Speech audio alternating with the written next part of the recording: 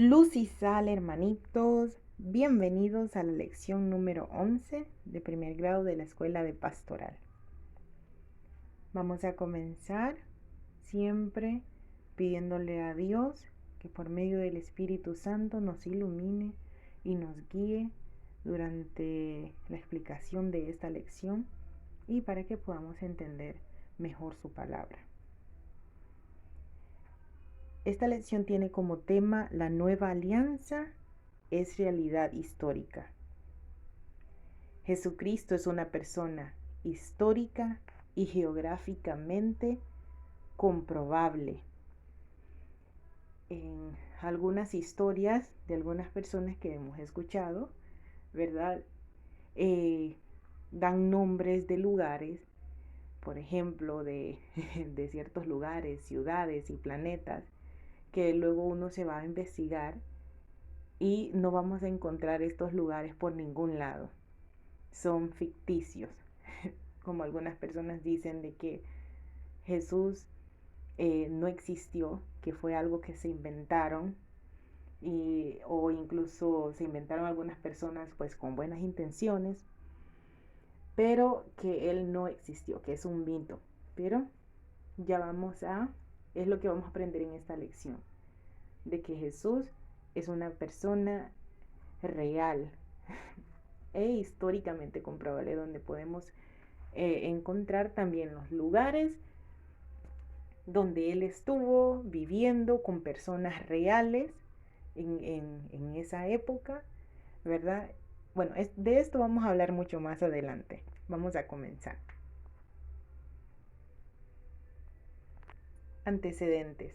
El momento había llegado, la plenitud de los tiempos. Se sentía en el ambiente. La presencia de un rey usurpador extranjero lo apuntaba. Y a todos inquietaba la profecía de Daniel.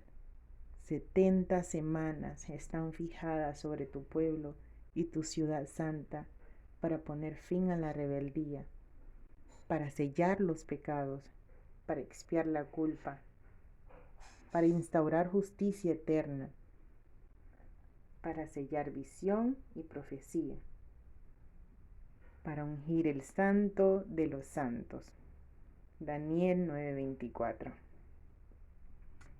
Tomaban en consideración de que referirse el profeta a semanas de años, aquellas 70 serían 70 semanas de años multiplicados por 7 de cada semana, dándonos un total de 490 años, que eran aproximadamente transcurridos desde el momento en que fue emitida la profecía. En ese tiempo también le llamaban que era la Pax Romana, ¿verdad? Había un rey usurpador, que era un romano, en el trono pues de Israel. Y ya pues se sentía, ¿verdad? En ese tiempo ya estaban en ese advenimiento, esperando ese Mesías con ansiedad, como pudimos ver en la lección anterior.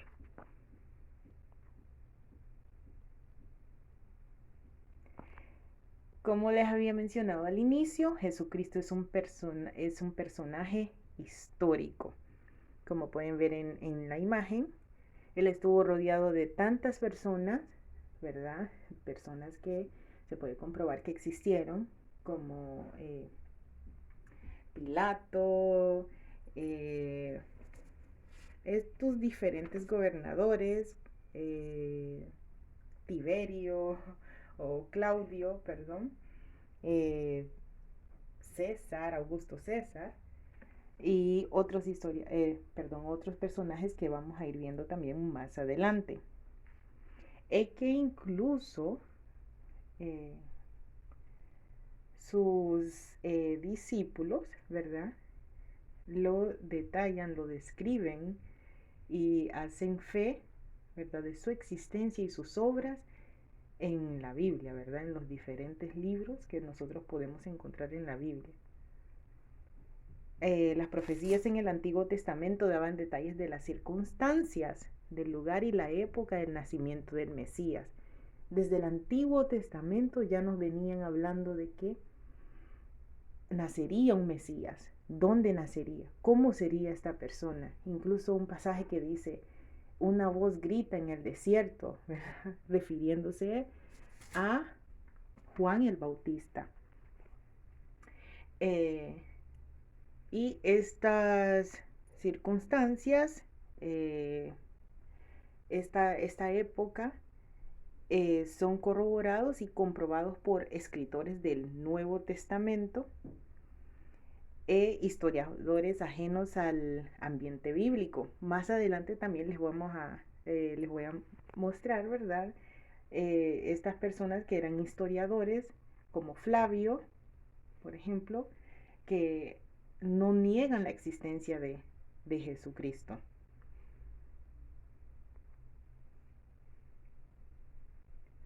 Una vez más, Dios se vale de la historia humana. Si recordamos, ya el profeta Miqueas, como habíamos visto en la lección anterior, había anunciado de que el Mesías habría de nacer en Belén. Sin embargo, la reencarnación, el misterio de la reencarnación de Jesucristo, sucedió en Nazaret, que es donde vivía María y José. En Lucas, esto es lo que nos narra Lucas en el capítulo 1, versículo 26. Era pues necesario que algo sucediera para que la profecía se realizara. Y ese algo tuvo lugar por decisión de un emperador romano. Sucedió que por aquellos días salió un edicto de César Augusto, ordenando que se empadronase todo el mundo. Este primer empadronamiento tuvo lugar siendo gobernador de Siria, Cirino. Todos iban a empadronarse, cada uno a su ciudad. Subió también José de Galilea, de la ciudad de Nazaret a Judea, a la ciudad de David. Resulta que también José venía de la estirpe de David, que se llama Belén, por ser él de la casa y la familia de David, para empadronarse con María, su esposa, que estaba encinta. Y sucedió que mientras ellos estaban allí, se le cumplieron los días del alumbramiento, y dio a luz a su hijo primogénito, le envolvió en pañales y le acostó en un pesebre porque no tenían sitio en el alojamiento. Lucas 2, del 1 al 7. Este censo de este pasaje anterior sí pasó, es verídico, ya que fue comprobado, ¿verdad?, por historiadores, cuyo lugar fue entre los años 8 a 6 antes de Cristo, y siendo efectivamente el gobernador de Siria, Cirino. ¿Cómo sabemos esto, verdad? Porque, claro, estos gobernantes, estos personajes, les gustaba, ¿verdad?, hacerse estatuas de ellos para ver de su grandeza, y iban dejando, ¿verdad?, en la historia escritos y que se pueden ir encontrando, que se van encontrando aún en nuestros tiempos.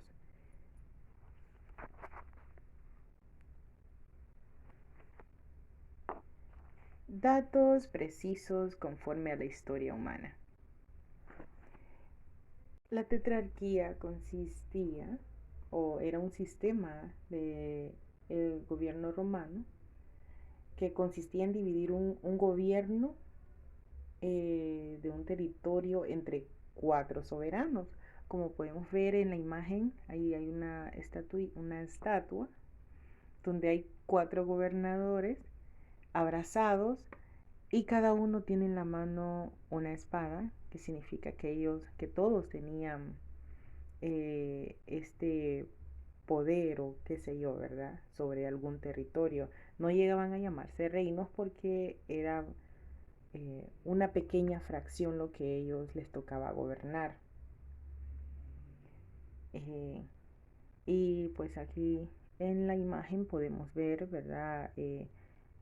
Algunos ejemplos como Augusto, que gobernaba el oriente, Maximiano el occidente, César eh, el Galerio, eh, y así, ¿verdad? Sería un ejemplo de esto, sería como los diputados, ¿verdad? Que ellos cada uno, ¿verdad? Eh, que va a gobernar, por ejemplo, ¿verdad? En un departamento, por decirlo así, que ya no pueden llamarse, no se llamarían presidentes porque solo están gobernando dentro de una pequeña extensión del territorio del gobierno. Y nos explica, ¿verdad? En Lucas nos narra, donde dice, y se fue por toda la región del Jordán proclamando un bautismo de conversión para perdón de los pecados. Estos muchos testigos y personajes de la historia humana se han ido identificando, ¿verdad? En tiempo y en el espacio. Y cuando se van los historiadores y, y todos los que les compete, ¿verdad? Estas investigaciones, van encontrando esta realidad, ¿verdad? De que sí existieron, de que en esta época sí se vivía de esta manera, tal como lo van narrando, ¿verdad? Los discípulos de Jesucristo. Y tal también como ya lo habían anunciado los profetas en el Antiguo Testamento.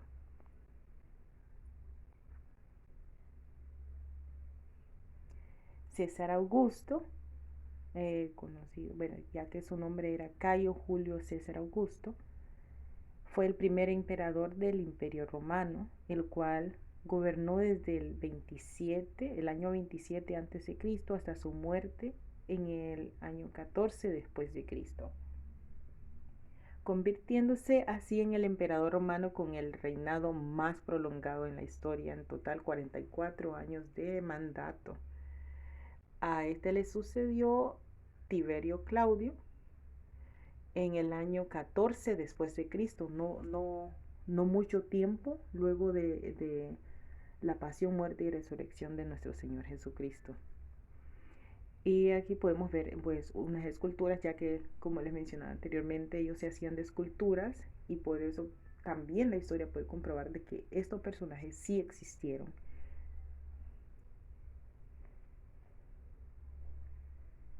Poncio Pilato, si pueden ver en la imagen, ¿verdad? Sí, van a recordar ya que se menciona bastante, ya que fue un procurador de Judea en el año 27 después de Cristo. Bueno, él fue nombrado procurador de Judea en el año 27 después de Cristo.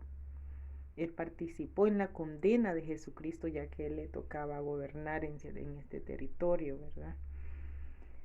En Mateo 27:19 pues nos cuenta de que la esposa de este, ¿verdad? Le había advertido evitar su injerencia en el proceso de Jesucristo por temor a los sueños que ella ya había tenido. Él fue destituido de su cargo en el año 37 por disponer dinero. Bueno, para que vean que la corrupción no es desde ahora que se viene dando, sino de que desde hace mucho tiempo. Y también se han encontrado estelas con la inscripción con el nombre de Poncio Pilato. Esto pues también de las cosas que más se acerca, ¿verdad?, a la historia de, de Jesucristo que hemos podido encontrar hasta ahora. Ahí está encerrado en un círculo rojo el nombre de Poncio Pilato, que fue encontrado en el Teatro Romano de Cesarea Marítima en Palestina.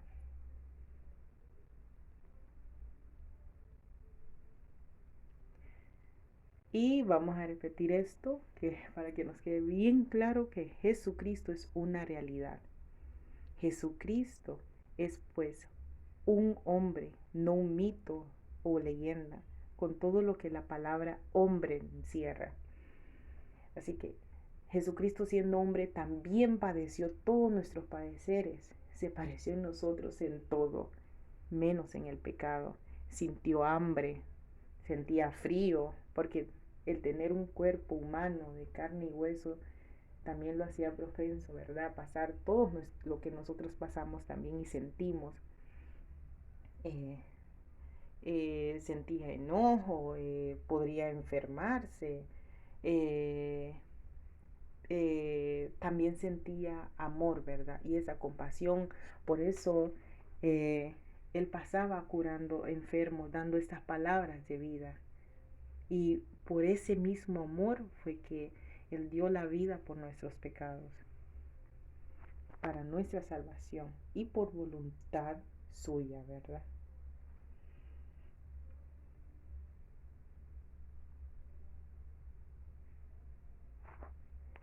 Unos dicen, pero ¿cómo es posible?